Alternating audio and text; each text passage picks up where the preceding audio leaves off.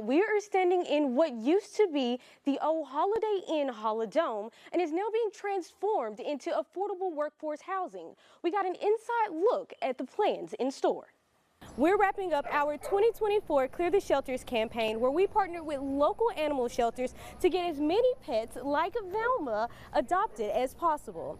Let's take a look back to see how the campaign went. Welcome back. An exciting event is happening soon, which includes your Monroe Moccasins and LifeShare. That's right, Haley, and our Fox 14's Hannah Clark joins us live now with a special guest to give us some more details. Hannah?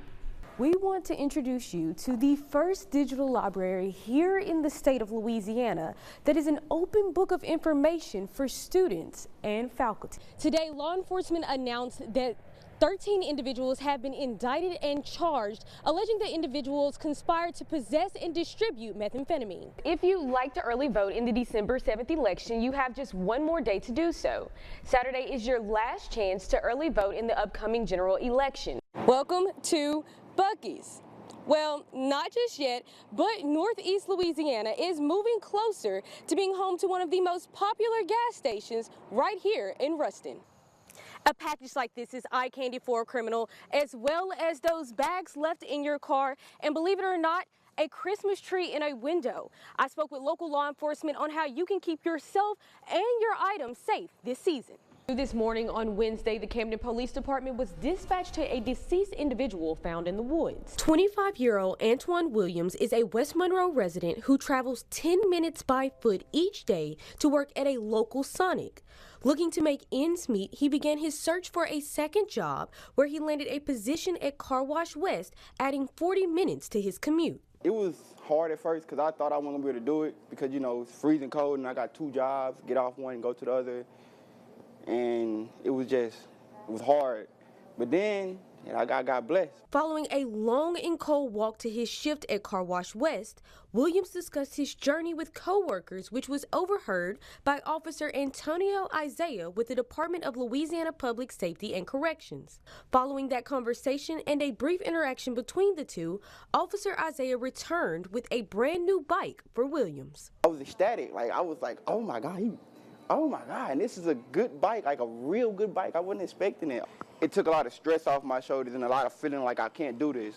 Because walking make you feel like you can't do this. And then when he gave me the bike, that really pushed the motive to, oh yeah, now you got a bike, you got no complaining. You're gonna be able to make it to both jobs on time. You ain't gonna have to worry about none of that.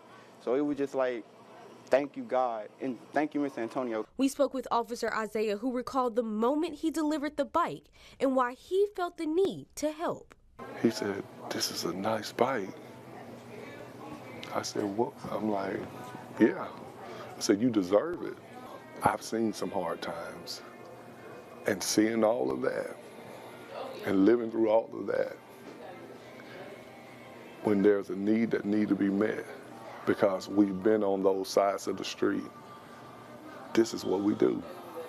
Antoine says that his new bike cuts his commute in half. Officer Isaiah stated that he is thankful to be God's vessel and hopes one day he can surprise Antoine with a car. Y'all, what are y'all thankful for?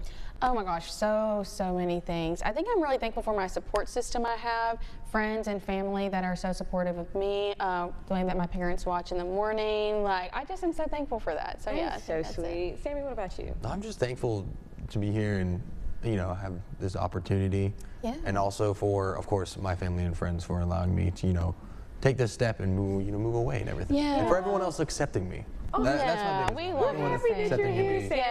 Yes. Having me here in the Arkless now. So I love Your that. first Thank everyone. Louisiana Thanksgiving. Yeah, so exciting. Honestly, kind of yours too. Oh, it is. I'm from She's from Arkansas. Arkansas.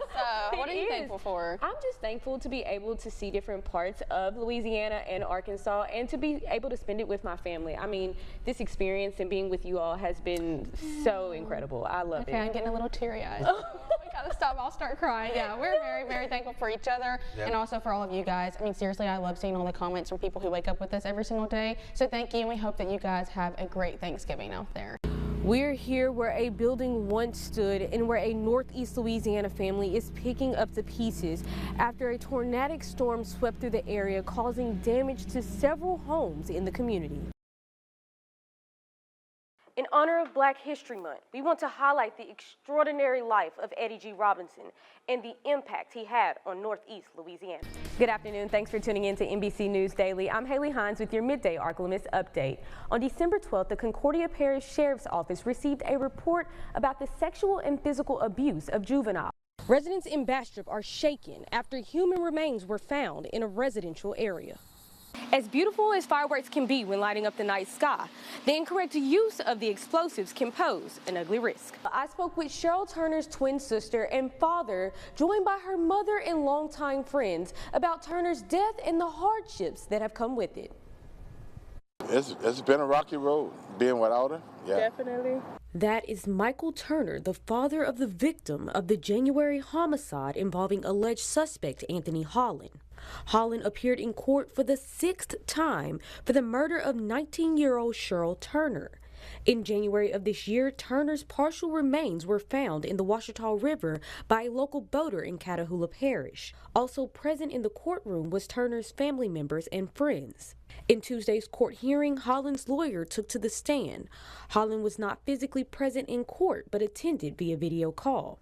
We spoke with the family about what it meant to be present in the courtroom. It's hard, but showing up and being able to show up for her, that's the part that makes me want to get up every day, knowing I can come and be that voice for her. The victim's father expressed how he felt about the court case. We're trying to find closure. Some type of closure. Some type of closure, you know. I didn't want to waste the taxpayers' money. They could have just handed them over to me, you know.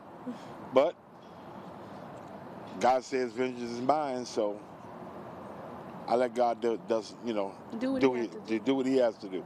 The court date was rescheduled for January 23rd of 2025, and the Turner family says they will be present in court for all upcoming hearings.